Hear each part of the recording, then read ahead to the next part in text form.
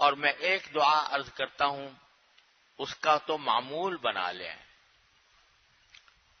چلتے پھرتے اٹھتے بیٹھتے، اور خاص طور سے شب قدر کے اندر یہ اللہ تبارک و تعالیٰ کا قرب حاصل کرنے کے لیے، اللہ تعالیٰ کے ساتھ تعلق مضبوط کرنے کے لیے یہ بڑی عظیم دعا ہے۔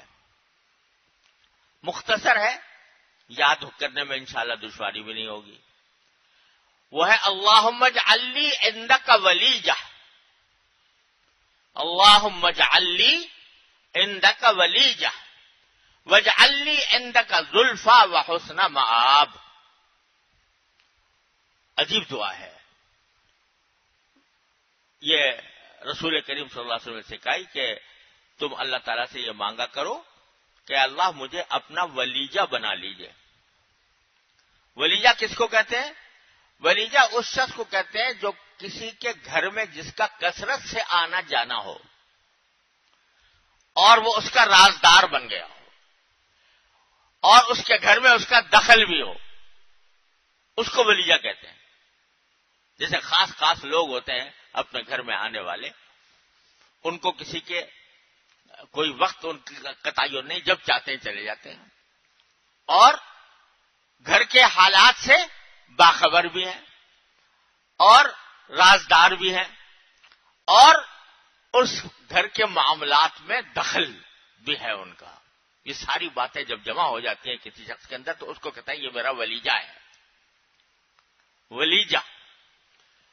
تو حضور اقدس صلی اللہ علیہ وسلم نے یہ سکھایا کہ اللہ تعالیٰ سے مانگو کہ اللہ مجھے اپنا ولیجہ بنا لیجئے۔ کیا معنی؟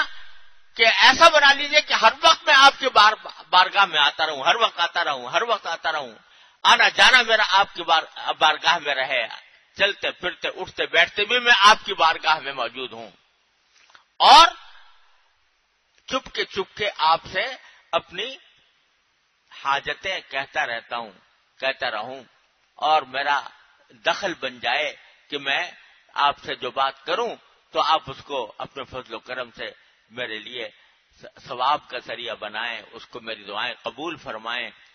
یہ ساری باتیں آ گئی اس میں۔